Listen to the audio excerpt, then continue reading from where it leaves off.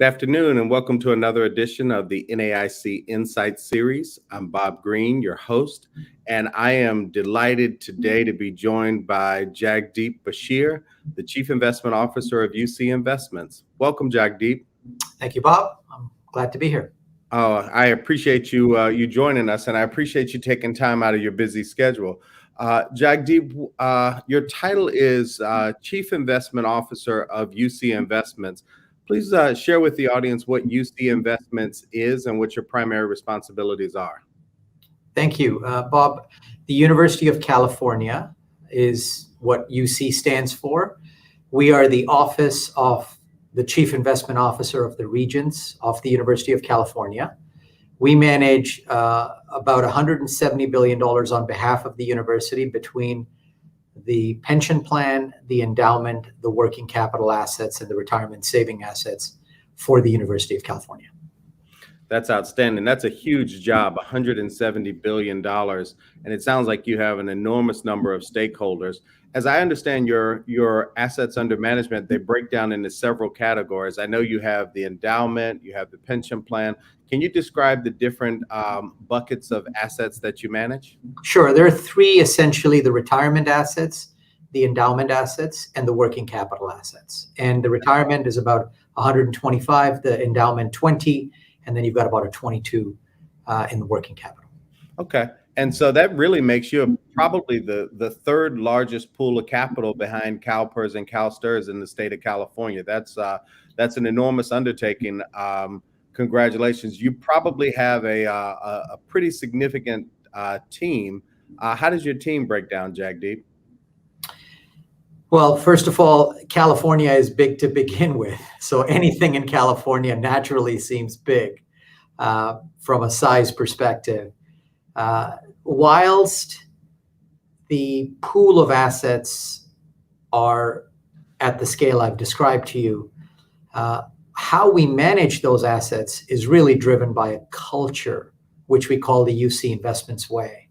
There are 10 pillars to that culture. And the first of those pillars is less is more.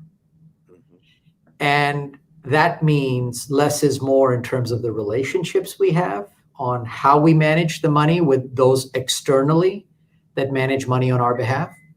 And also internally within the office, the number of people we have managing our assets. So if I could break it down for you between actively managed and passively managed, of the $170 billion, about $110 billion are passively managed assets. And the balance, $60 or so billion, are actively managed. When I joined 7 years ago, we had approximately $95 billion in assets. And of that, 35 was passively managed and 65 was actively managed. So over this time, in the last 7 years, we've actually simplified things. We've reduced our complexity. We've focused our effort on fewer and key relationships where we have deeper, more meaningful partnerships to invest the assets of the University of California. That's done with a team of 48 people in total. Off that, we have 30 or so investment professionals and 15 or so operations in professionals, 2 risk professionals, and the rest of the team is administrative support. So that's how we break down to manage this humbling responsibility on behalf of the University of California. Wow, that is an enormously complex organization. And I love the fact that you have an axiom that, frankly, less is more. Because I think it probably helps you really focus on the critical things that are important to your role. Jagdeep, one of the things that people really enjoy about this format, rather than a panel or rather than even a keynote, which I've heard you do both in an excellent fashion, is that we get to learn more about you. And I want to take an opportunity now to really get a sense of who you are as a person. Let's start with where'd you grow up, Jagdeep, and how did you find your way into the investment industry? That's pretty simple. Let's break down Jagdeep's timeline into 3 categories. Okay. 0 to 14, Nigeria. I was born and brought up in Nigeria. My parents lived there for about 30 years in total before we, as a family, moved to Canada. 14 to 41, Canada. And that was going to school at the University of Waterloo and then working in Toronto and then Alberta. And at 41, California. So you can make the argument that I was always trying to find my way out west, like everybody does. And I just had to make a couple of detours along the way. And Alberta was the last one. And 41 to 48, here we are in Oakland. So Nigeria, Canada, and Oakland. Outstanding. Well, I want to talk a little bit about each of those phases. As you know, you and I have known each other and frankly worked closely and well together over the last several years that we've gotten to work with UC. And I've always been struck by some things that you've shared with me growing up in Nigeria. You mentioned to me that you loved it there, but it was a time when, as you were developing, you really got to feel what it's like to be othered and to feel what it's like to either be a part or not be a part. Can you talk a little bit about that experience, if you don't mind? Bob, I'd love to talk about that experience, but actually, if we fast forward to today, and that's a whole gap of 45 years, interesting things have happened and interesting things have not happened as well.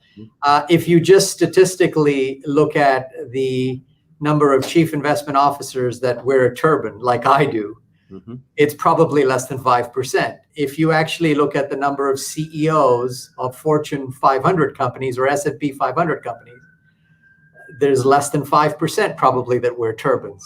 So candidly, I have grown up in a time where I actually have immense pride and love for the fact that I am who I am. I have the identity that is mine. And those are the values that my parents ingrained in me as an individual and as a family with us, even in Africa and in Canada. And those are the defining principles that have lived on in the way my family, and we tend to live our life. We live our lives. So I think being different has been part of the journey, but I've always enjoyed being different because being different, as we all think, is also a competitive advantage and a differentiation. And it can help you if you can figure out how to make it work for you. Yeah, that's an awesome answer. It's almost a testimony, Jagdeep. I appreciate the candor in your answer. Let's move to Canada, 14 to 41.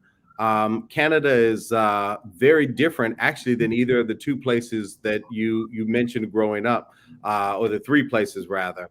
What was your experience like in Canada, and what did you learn that really, I mean, it's your high school years through the mid part of your professional career. What was Canada like, and what lessons did you learn as a resident there and as a professional there?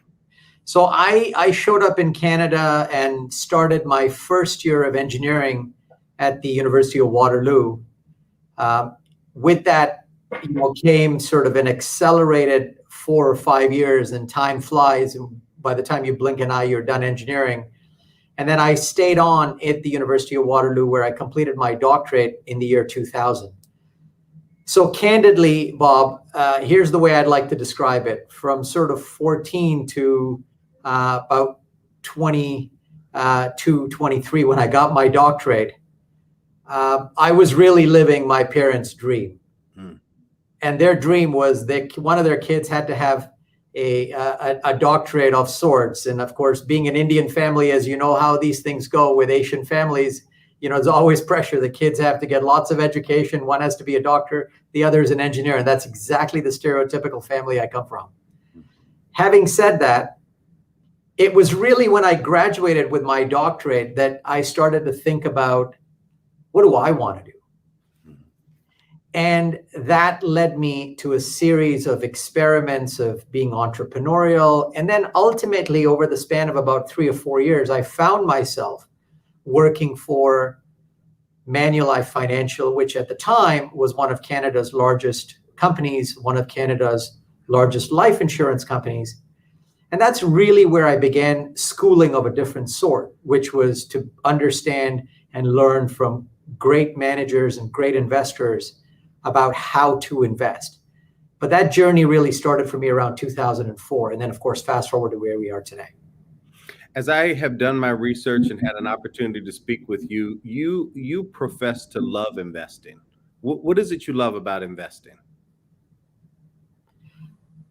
I think, look, I those words are I tend to love the things I do, and maybe that's accidental. Sure. And maybe it is that I find what to love in what I do to make it enjoyable. Because certainly, as you know, being an investor or being in business is mostly about solving problems day after day. And there's lots of problems to solve. But the one thing interesting about investing is it really is a great opportunity to learn. Mm-hmm. And investing is complicated enough, and there's so many things to invest in, and the world is big and it's getting bigger and it's changing in nature all around us. And so with that curiosity to learn, and maybe that can go back to the roots of both of my parents being teachers and then me getting a PhD, which at many times you would imagine is one of the most boring things to do because you're the only one who cares about one problem for a long enough time period. But when you add those skills together and that environment together, that curiosity to learn actually is very helpful in investing. And then you blend that with the fact that I'm at a university and you're surrounded by teaching and the great faculty and staff and students. So you're in a learning environment. And I think if we can keep learning, it just is exciting and it just makes it more fun. And candidly, I think that's one of the goals we should all have in life, is to continue to learn, no matter what the age is. No, that's powerful advice. So I'm going to fast forward, Jagdeep. There's a lot more that I could ask you about your background, but I really want to save time for some deep conversations that we're going to have around diversity and investments and managers. But I would like to take you to the process for interviewing for the job you have now. Just your interest in the job, your vision for the organization, your aspirations on becoming hired.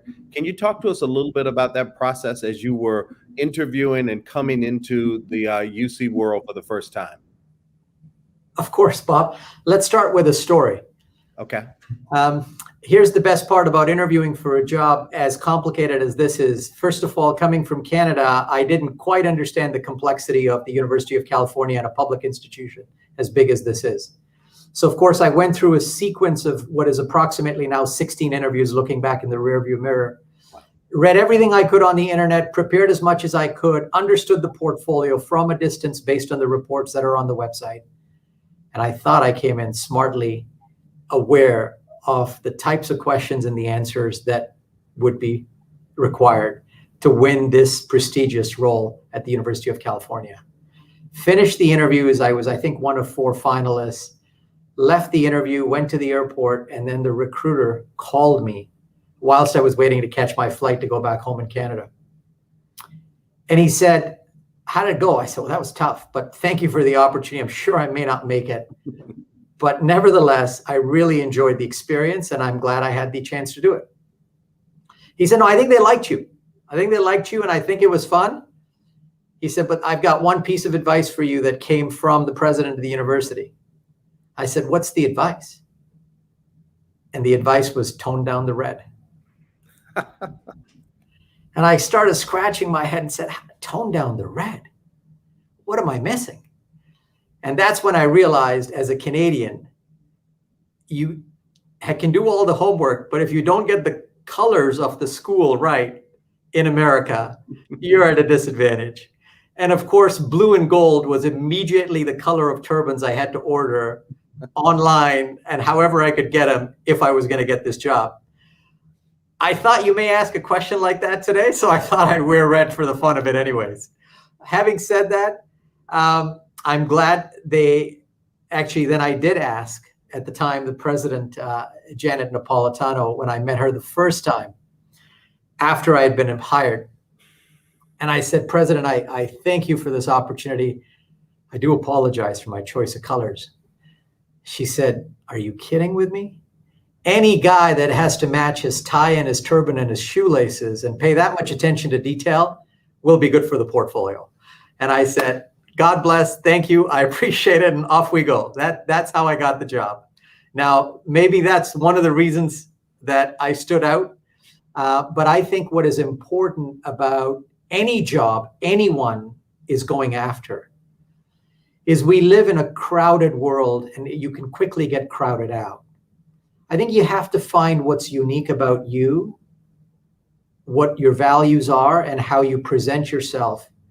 And I think the totality of all those things is what, as leaders, we have to look at in the choices we make, whether it's in people or in investments. So as I have looked back at some of these funny stories or interesting anecdotes, they actually are defining examples for how I tend to believe in the things we should be paying attention to.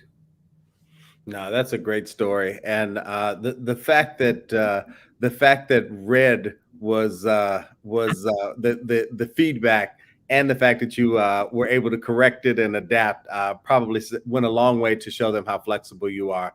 You invoked the word leadership, and I certainly respect and admire one of my idols. Colin Powell passed this week. And Colin Powell talked a lot about leadership and frankly talked a lot about the impact of leadership on people. There's no question with the work you're engaged in, the responsibility you have, and the number of people that report to you and those that are dependent upon you, that you are a leader. Talk to us a little bit about your leadership style, your philosophy, and how you've imparted that on the organization. Bob, first of all, let's talk about General Colin Powell. I had the privilege for 4 years to serve on a board with the General. I actually sat next to him in board meetings 4 to 5 times a year. And the interesting thing is both of us were catching the red eyes to go back to the East Coast relatively. So we'd finish a board meeting, we'd go to the hotel in California. And this is even before I joined the University of California. And he would, in his baseball hat and as friendly and as low key as he always was, despite his great accomplishments in life, he'd go off to his terminal, I'd go off to my terminal. And sometimes before we get to the airport, I remember many a times I'd sit in his hotel room on the couch sitting next to him watching CNN, and I used to think to myself, I can't believe this is happening, right? You're sitting next to General Powell watching CNN together. Mm-hmm. But having read his book and actually had a firsthand experience to see him in action in the setting that we were together for 4 years, there are many lessons I took away from his excellent book, which I recommend everyone should read, around leadership. But he will be missed, and if we can only all dream to accomplish what he did. One thing that I took away from his leadership lessons, there were many, but there was one thing I took away from him in the book that was interesting. He used to say that, even though he always worked for the same company, the same employer his whole life, every 2 years he had a new job. That's true. And every 2 years, it now in hindsight makes sense. And this is one of the things I think for talent today to recognize, that it is that flexibility and adaptability that one should have as they grow their career. And it shouldn't be all about being in one thing and one place and doing the same thing all the time. That's how you expand your mind. That's how you learn new things. And that's how you become better at leading. Now, in terms of my own leadership, I think the reality is leadership is, the best way I can describe it is, I'm a student of leadership and I'm a student of the capital markets, because leadership is really a journey. Leadership has a lot of lessons attached to it. And candidly, leadership is not as easy as it might sound, because as you go through the process of growing as a leader, you make mistakes along the way. Yeah. I think what is interesting about leadership are years like 2020. In fact, I go back to 2000 when I graduated as a PhD student from the University of Waterloo. In 2020, I actually felt for the first time in 20 years that I can be a better leader. Mhm. Because when you are actually put through the test of a crisis and you have to step up to the occasion, it's what defines your principles and your values and takes you back to your roots. And that compass is very important to navigate into the future. And candidly, Bob, I know we are going to talk about diversity, but let's talk about diversity. And let's talk about the types of things that are going on in the United States of America and around the world. What we learned in 2020 was not just about healthcare and a virus that we all thought is going to come and hit the whole world one day. And it did. But what we saw, I live in Oakland, what we saw around the atrocities in the way people and human beings are treated in this country awoke us to the fact that it is time to step up and think about diversity, equity, and inclusion, not just as a check the box, but as an implicit part of your strategy as a long-term investor. So these are the types of things that I think 20 years is what it took, candidly, me to grow up, to recognize the contributions that I can make as a leader. And those are challenges, but they also are defining opportunities for the future. Well, I'm going to hold off on just a second. I love your passion, and I love that you want to get to the diversity piece. But I'm afraid that if we get on that topic with your interest, with your experience and my interest, we won't get to much else. So before we get there, I want to talk about the pandemic, and I want to talk about your leadership during the pandemic. You had an amazing year last year. My notes show that you grew assets by 29%. Now, if you're managing a personal portfolio, to grow by 29% is extraordinary. But when you're running $160 billion, to grow that by 29% is beyond believable. Talk to us about how you guys adapted to the pandemic, what worries and concerns you had, and what you did to mitigate the challenges of really business disruption. So, Bob, if we look at the University of California to begin with, and you think about it as a corporation, our P&L, or our top line, our income statement, is 40 to 42 billion a year. That's the size of the revenues of the enterprise. We have 300,000 staff and faculty. Our customers, our students, we have close to 300,000 students as well. We have 10 divisions or 10 campuses spread across the state. We have 5 medical centers. We have a large platform of agriculture and natural resource outposts as part of the University of California family. Of course, we also have 3 national energy labs. When you put all of that together and you think about a pandemic, what happened? Students went home, faculty and staff working out of the house, international students not traveling. 20 billion of the 42 billion revenues come from healthcare. No elective surgeries in hospitals other than dealing with COVID. No football games. No student housing revenue. No dining revenue. And incidentals as a result, pretty much going to zero. When you put all that together and you think about our payroll as 1.2 billion per month, which is what the actual payroll is approximately. And you are now sitting in January and February, and now you're into March of 2020. And you add to that US Treasuries, the deepest market in the investment landscape, which has close to 20 trillion in assets, are not trading. You really have to sort of step back as a leadership team of the university and say, how do we navigate through the financial crisis? And it clearly was not a 2008 financial crisis. So we came into the pandemic, for what it's worth, at one point with close to $32 billion in cash.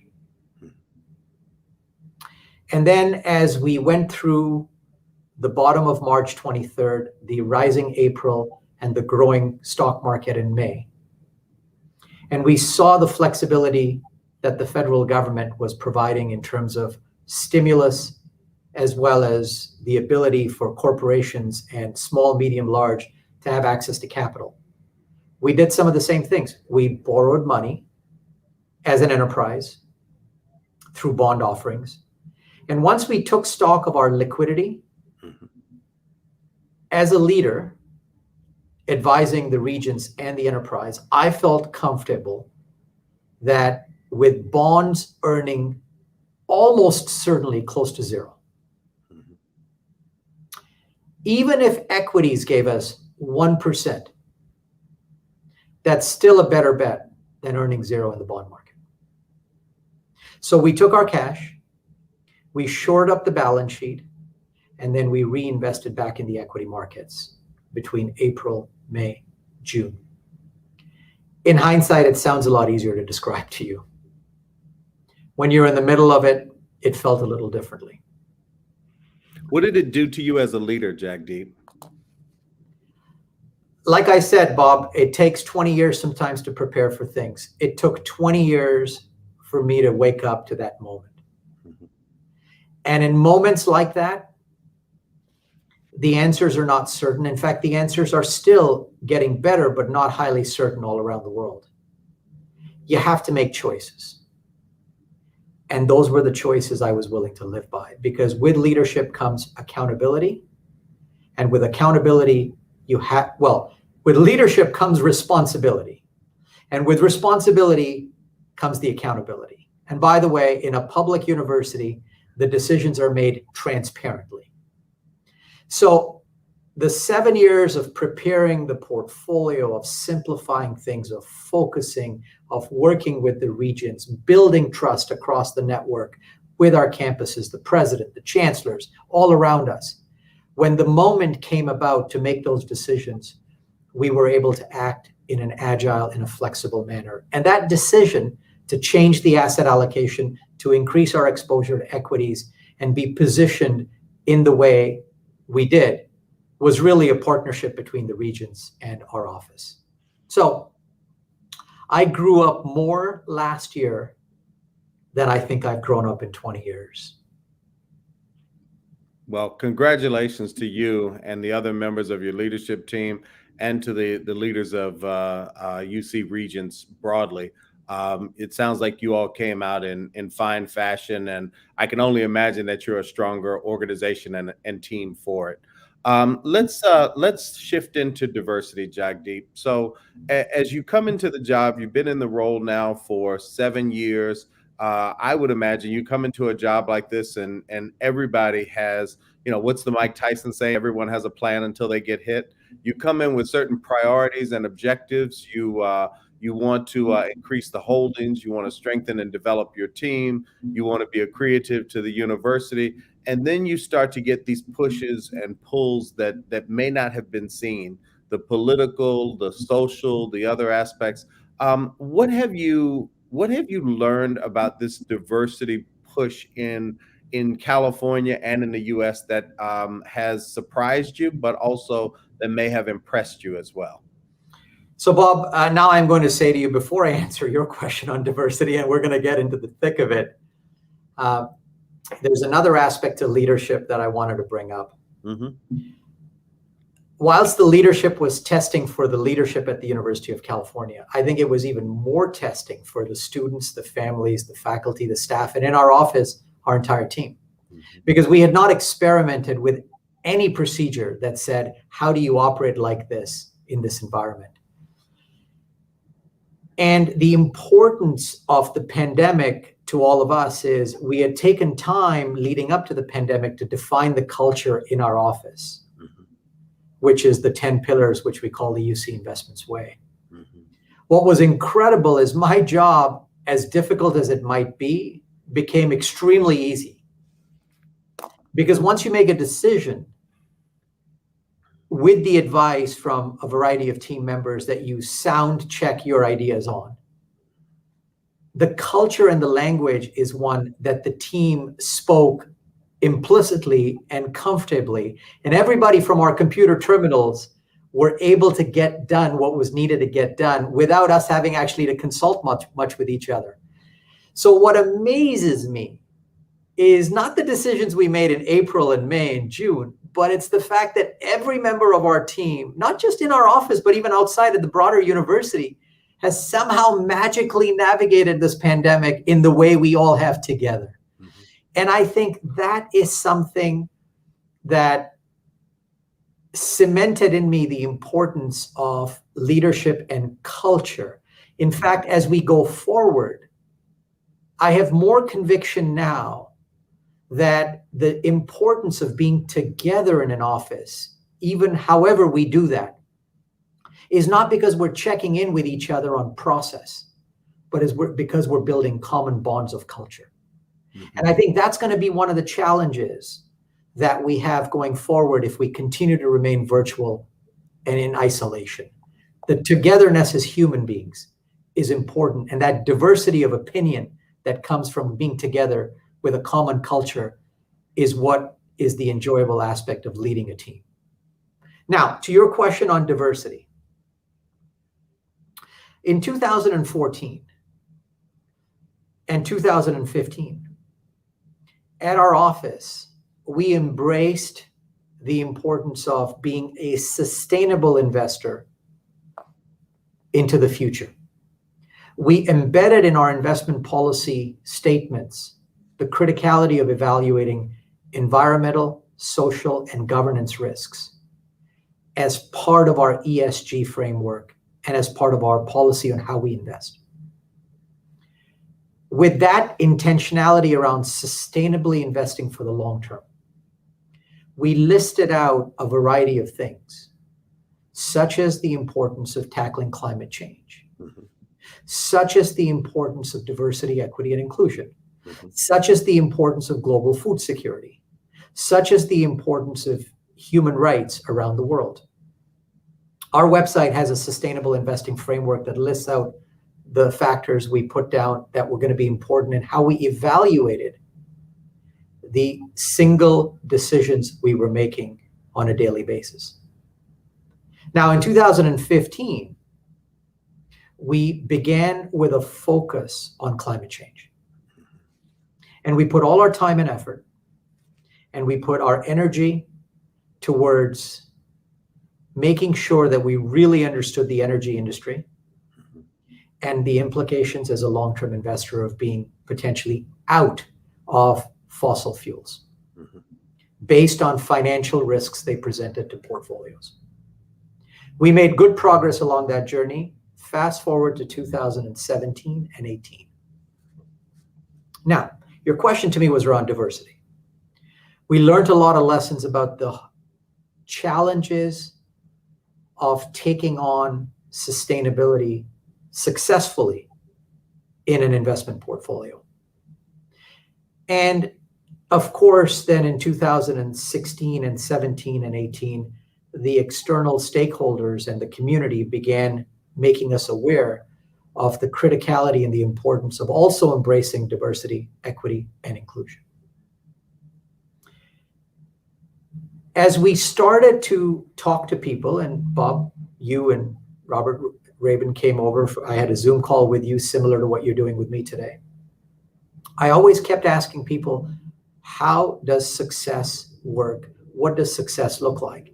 And one of the best pieces of advice we got early on was that we should measure how we are doing. We should create a baseline for who we are. And once we do that, it will make us aware of where we stand and the progress we need to make. Now, both the good news and the bad news of that. I use the example personally of less than 5% turbaned Sikhs being CIOs of endowments in this country. I think that less than 5% statistic is transportable to other communities and underrepresented groups as well. So when we looked at our numbers, it should come as no surprise, we were no different. Even if we were a tinge better, it was still a very small number. And so the data and the time it took to define what we wanted to measure gather that information from our partners, both internally and externally, and create that baseline, which is now a second year exercise for us. We've done 2 of it, and we're embarking on the 3rd year. Has really been an eye-opener for us to demonstrate where we are and where we need to go. So that was the first thing. The second thing is around California and Prop 209. As you know, quite a while back, Prop 209 essentially created an environment which, when we look at the world today, we recognized, or we should recognize, that it has had a contribution to the lack of diversity in our organizations and other organizations. Jagdeep, let me interrupt you. For the audience that is not as familiar with Prop 209, can you just explain it at a high level? I'll let you explain it better.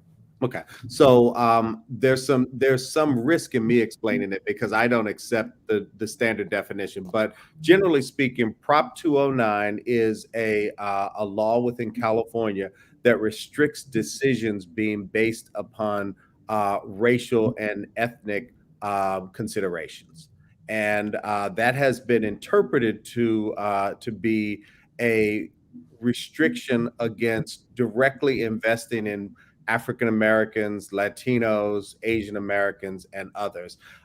What I've found, and I subscribe to the Robert Rabin school of thought around this one, is that as the law is written, it perhaps is not as restrictive as some would offer it to be, but it is often used as a shield. We don't have to play that out in this interview, but I want to put that on the table so that the audience knows that when you say Proposition 209, you're really talking about a statewide mandate not to consider race and ethnicity in your decision making. Is that fair? Well, it's fair, Bob, but let's actually even take the liberty to complicate things a little further. Okay. I would think Prop 209 is actually an easier example of restrictions. Let's talk about a very basic tenet that is embedded in every investor's investment policy statement, which says you have a fiduciary responsibility to maximize return whilst you minimize risk.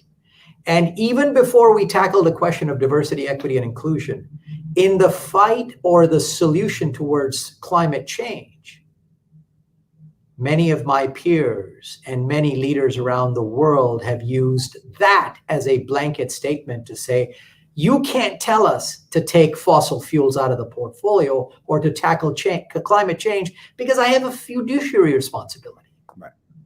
So candidly, the expansiveness of what I've just described is even broader than Prop 209. And I had to deal with that issue as we started talking about ESG. And that's why we didn't begin this journey focused on DEI only. We thought about it from a sustainable investing framework perspective. And candidly, everybody would say to me, well, you have a fiduciary to maximize return. Then I'd ask them, well, don't I also have a fiduciary to minimize risk? And why would I take risks that I think are going to cost us money 10 years from now? Aren't we long-term investors? The answer is we absolutely are. If you think about it from a risk lens and a financial risk lens, you actually don't even have to debate fiduciary responsibility when it comes to climate change and financial risk. We made that choice 7 years, 6 years, 5 years, 4 years ago. And I'm glad we made that choice. And the next question everybody asks me is, well, that's great, Jagdeep, but what happens when the price of oil goes up? For the record, first time I'm going to state this in a public setting. Well, the price of oil did go up in the last 12 months, and it's up over $80 at this point in time. And yes, we have not gone out and bought oil and gas because we are not a short-term investor. We're a long-term investor. Now, when you translate that learning around climate change and the thinking about language that might be interpreted differently by different people, we're in the business of generating the best returns we can. That's right. Now, Bob, you and I cannot argue with somebody that shows up and says, look at our track record and our performance.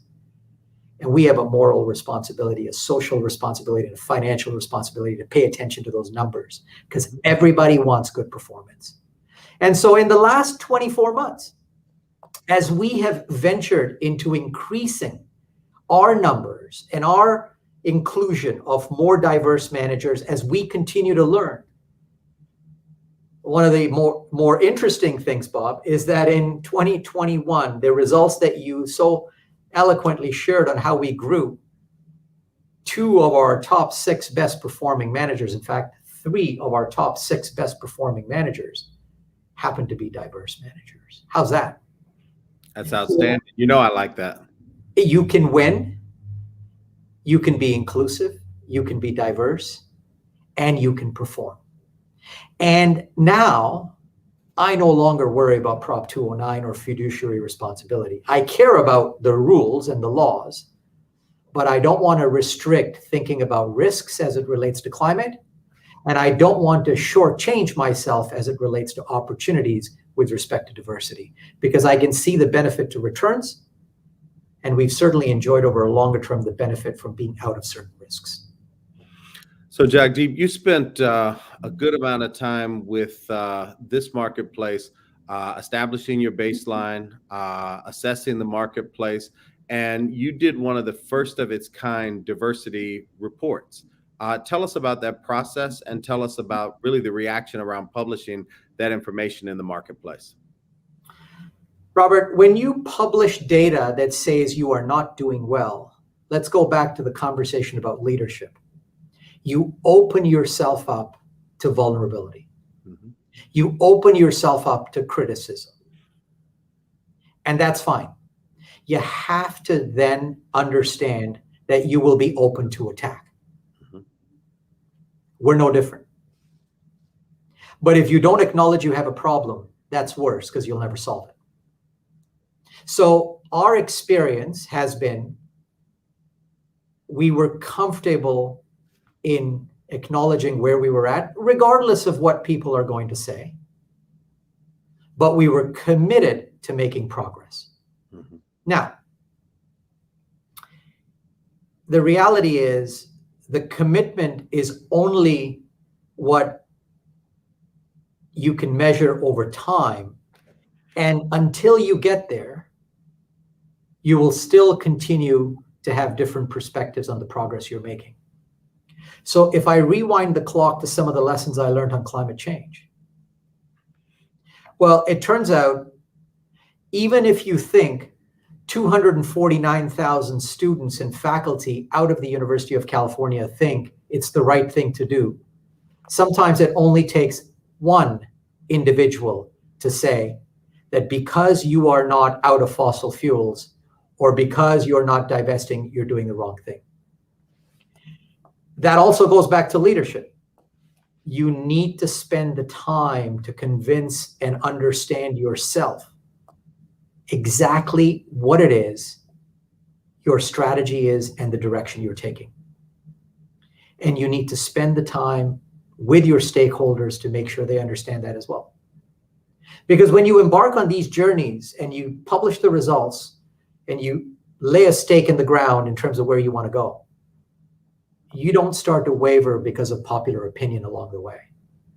In fact, it's the unpopular opinion that gives you the conviction to keep driving on. So for us,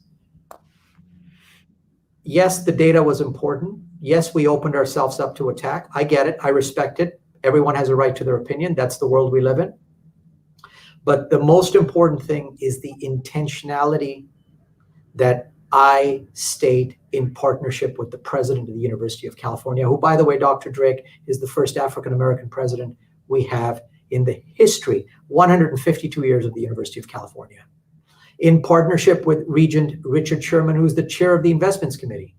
As long as the three of us and others are on the same page in terms of the leadership and the direction we're going in, then working with my team of the 48 individuals to make a joint commitment to take action.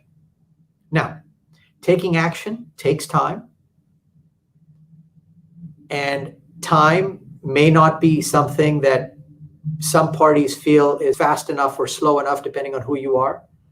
But I would just encourage everyone to make sure that when you look at the leadership and you look at their commitment, you read through it to see, are they intentionally focused, and not just at the leadership level? Because my failure is going to come from my team not embracing the direction we're going to go in.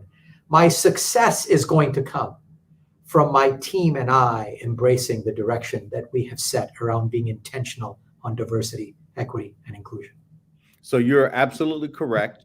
Intentionality is my favorite word right now.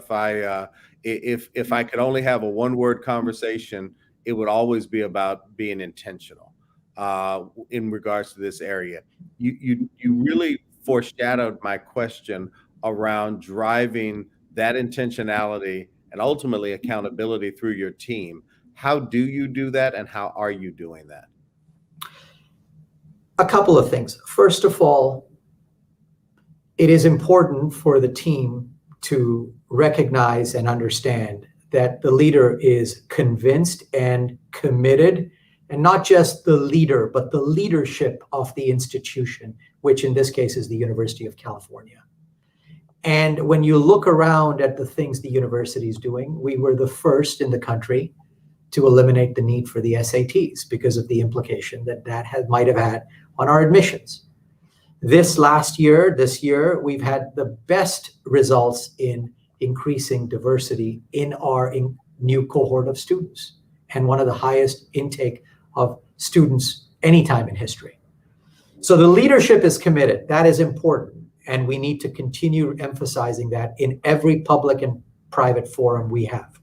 Secondly, I need to hold my leaders accountable in their goals that we set annually around their performance to ensure that they are taking time to actually move the needle in the direction we want to, because it's a team effort. Thirdly, I learned through climate change, I actually drove a lot of the effort in the early days on that. And I realized as our world has gotten bigger in ESG, ensuring that my chief operating officer, Arthur Guimaras, and going out and recruiting a director of ESG integration, Wendy Pulling, to be strong partners of mine to enable me and the leadership team and hold us accountable to win in this area.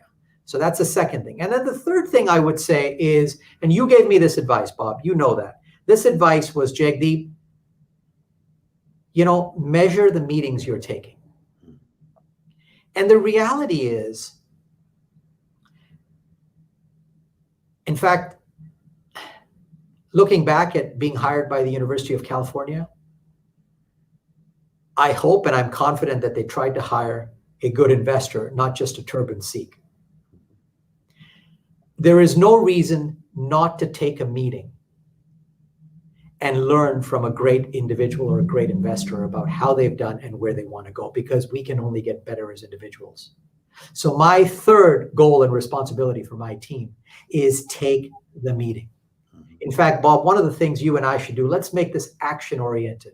Starting in January, for 25 weeks, I would like you and NAIC to help me and my team once a week for 3 hours on Wednesdays between 11 o'clock and 1 o'clock in the afternoon. Organize 4 pitch ideas for 25 weeks. I would like to go through this exercise, and I will have my team participate with me. 100 meetings in 25 weeks. I want to learn. Show me the good opportunities, because I'd like to have access to those. Now, you can also then hold us accountable on how those meetings go, what the follow through is, and the actions that we are taking. We will still make our decisions to invest based on our pillars of less is more and concentrate, and the practices we employ in everything we do. And we will never cut a corner in the decisions we make. But we want to learn about where the best opportunities are. And candidly, if the early days in the last 2 years demonstrate that we can do so well with the early partners we have picked, and we started out in public equity and private equity, then I think that there is more good stuff to come. So we've committed. Fourthly, I have committed on behalf of the organization that we will move towards a goal of, and this was last year, $2 billion committed over 4 years I think we are $1 billion into that goal already. What I'm trying to reconcile, Bob, is the following. What will it take for me to get to 10% of our assets of $170 billion in that time period, as opposed to the $2 billion that I've committed? Now, I don't have an answer for you, and I don't want to make a cavalier commitment that I have not done my homework on. Sure. But I am convinced that my team, and if they're watching, and I hope they are taking to heart that the commitments I'm publicly making and recognizing we're all in this together. And my success and our success and the university's success is going to rest on 48 people's success. Well, Jagdeep, that is very powerful. I'm not a journalist, and this is not a journalistic platform, but we never mind. We never mind making and breaking news. And for those that aren't sure what they heard Jagdeep say, the NAIC and UC Investments will be working together over the first 25 weeks of 2022 to generate 100 pitches across asset classes with the UC investment team, and we will track that. And Jagdeep, this was your idea. I'm happy to support you and walk with you on this journey, and I appreciate that commitment. I did not hear a second commitment, which we didn't plan to do, but I understood you to say that you aspire to get to 10% of your assets, and you're going to take a look at how to do that. And I will offer on behalf of the members of NAIC, if we can help you think about how to get to that goal as you really begin to plan out and formulate. And if you ever want to come back onto this forum or any other platform that we have and announce that, we're happy to do it as well. But I appreciate those two bold leadership moves. And I think that the entire marketplace of diverse managers will embrace helping you get there. Bob, I also want to make something very clear to the audience.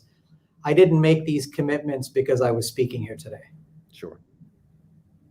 You didn't ask me to make these commitments, but these types of opportunities for leaders are good reminders to reinforce the goals and the commitments that we need to make progress. So this got me thinking as I was going to be here today with you. And by the way, we have talked about this in the past, about your group introducing us, and candidly, we've just been slower than I would have liked to be. Now, yes, we can use the excuse of a pandemic and other things, but having said that, we're now at a point where we do have breathing room. We've finished a fiscal year. We are into a new fiscal year, and we have hopefully a resumption of more normal business in the future. Why not take this as an opportunity to hear more and learn more? So that's the spirit in which I'm suggesting this. Now, I think, on the 10% type goal of $170 billion, it seems like a big number to me, and it honestly seems like a big stretch goal, but I'm starting to think about this not just in the context of our active, but also our passive investing. Mm-hmm. And if we think about both of those things together, is there a way we can get there by being more creative in the way we go about investing our assets, with everything singularly focused on great performance and good performance for the University of California? Well, you have laid out a huge marker as it relates to your assets, and that's amazing. I want to push the envelope a little bit and talk to you about talent, since so many of the institutions you represent are in the talent preparation space. There are amazing business schools in the UC Regent system. NAIC had its conference at UCLA's Anderson School of Business a couple of years ago. Talk to us a little bit about the opportunity that you have with all the managers you work with, the biggest in the world. Nobody is opposed to doing business with your system. What questions are you asking, and what questions can you ask around their diversity and their utilization of people of color and women in their programs? So one of the biggest competitive advantages that the world needs, or we have, is talent. And being in California, and we think about the talent that comes to study at the University of California, we have a large, almost 45 to 47% of our students on Pell Grants, the first in their family in a few generations to sort of come to school. I do not believe we have I do not believe we have a talent shortage. Now, when I think about connecting the dots, the reality is, in a team of 48 people, if I use the same metric of improving our stats by 10%, that's 4.8. I think, Bob, you and I would both agree we haven't moved the needle for the United States of America with 4.8 more people. That's right. So I have been challenging myself and some of my team members and the broader university community to think about us as a platform that can connect talent to industry. When I set up my own advisory group to help me think through these issues, I had Maverick Carter and Thasunda Duckett co-chair. And at the time, Thasunda Duckett was at JP Morgan, and now proudly she's one of the first, or one of only 2 or 3 African-American CEOs of Fortune 500 companies. Maverick said something to me that still sticks with me, which is, he said, look, LeBron James and I were 2 kids in Ohio that learned everything we did from a white guy in LA. How you measure diversity is important. It's not just about a statistics of ownership of the firm. It's the culture of the firm as well. And that access gave them the opportunity to be exposed to a broader world of business. So we've got to work with everybody that we can partner with to extend the network and the access and the opportunity to grow and develop. Just like those 2 kids out of Akron, Ohio had a chance to do that. So I have been thinking about ways in which we can take our 10 campuses and we can find scalable solutions by which we can have not just 100, but in 5 years, 1,000 students connected to the financial services industry, the tech industry, the life sciences industry, companies and funds in which we invest. Now, 1,000 sounds like a big number, but that's also a drop in the bucket considering every year we have 300,000 students. We have a scalable platform. That's the power of the University of California. That's the power of California. Look, California is a majority minority state. When you think about these things together, we should not confine ourselves to solutions that are 4 people, but 4,000 people. Now, these are big asks. These are big challenges. But if we don't challenge ourselves as leaders to take on that responsibility, who will intentionally? And so from a talent perspective, I firmly do not see a shortage. The question is, how do we connect the talent to the opportunities? And those words will keep ringing in my head around access from Ohio to California. And I want to see what we can do with our platform, not just with our office. Well, Jagdeep, your alarm has rang, my alarm has rang, and that means that we are at the end of our time. You have been most generous today, not only with your time, but with your intellectual capital, insights around your leadership. I know another side of you. You're also a family man, and you have small children, and your bio is clear that that's a big priority in your life. What are you doing today as a CIO, as a father, as a husband, that you think will make the world a better place for your children?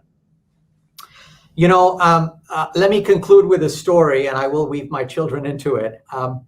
This morning at breakfast with my daughter and son, I said, Daddy's got to give 2 speeches today, and I'm not sure I've prepared for both.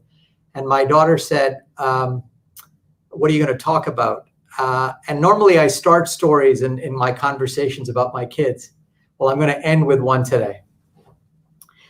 A few years ago, someone called me at my office and said, the Reverend Sharpton is going to call and give me trouble. I said, for what? What have I done? He said, well, your diversity stats are bad. The Reverend is absolutely going to come and say you need to do more. And I said, okay, that's great. I apologize if I've offended the Reverend. But having said that, it just so happened 4 months after that, I happened to be at an event, and it was the Black Directors Conference in Southern California. And the Reverend was giving the keynote later on that evening. So I went up to the Reverend's team and I said, I'd really like the opportunity to meet with him because I understand I'm in trouble. And they said, trouble for what? You're not in trouble.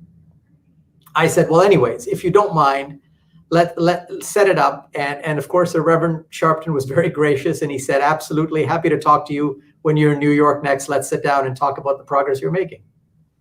Well, you fast forward from that day in September of 2019. Roughly shortly after that, he and I had committed to each other that in March of 2020, we would actually have a Zoom call like this. I did not know the world was going to change between September and March. And I also didn't know that the George Floyd killing would happen. Yeah. And he happened to show up on the Zoom with me literally a few days after he had delivered the eulogy. Now, where does my daughter or son come into the equation? As you can imagine, I'm not a journalist and I don't do this for a living to ask questions. But you do have the Reverend Sharpton on the other end, who is much better at doing this than I am.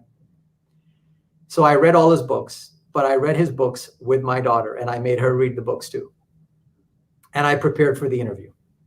And it took many, many days to try and get to a point where I could try and tease out a conversation with Reverend Sharpton. My daughter and I and my son, who did not read the book, who's only 9 or 8, we will always remember that experience to prepare for that interview. And in a subtle way, the importance of diversity, equity, and inclusion and the conversation Dad had with Reverend Sharpton will hopefully always remain with the two of them. Now, we had an engaging discussion. He's, as usual and as always, the best dressed in the room, but also very articulate. Fast forward, he called me about 6 or 8 weeks ago. And he said, Jagdeep, we need to do some more work. I said, I agree. Tell me what? He said, the National Action Network is 30 years in the making. And it's time that people really live up to the commitments they made 2 years ago when I spoke to you. Now, he wasn't necessarily referring to us individually, but I think he feels the same importance of taking action to commitments that we all so boldly had made 2 years ago when the fabric of this country changed. So I committed to him, like you can never say no to the Reverend, that we will partner with the National Action Network and with Reverend Sharpton to see what we can do about moving the needle from our perspective and being an advocate for doing this in our industry. So the only way you can influence your kids, like my parents influenced me, is inculcate the values in them. Because those values of the importance of your identity, being proud of your religion, being proud of who you are, is what lives with you from 0 to 48. And it's not check the box. It's who you are. Well, that is a wonderful final word. And I thank you for your leadership as a CIO, as a person of color, as a brilliant man. I look forward to continuing to work with you and the wonderful team that you've built. And I wish you the very best. Thank you for your time today, Jagdeep. Thank you. You realize I committed you to the hard work from January to June. Yeah, I'm used to it. That's what All I right. do. Let's get on with it. Thank you all. And thank you to the viewers. All right. Bye-bye. Good night.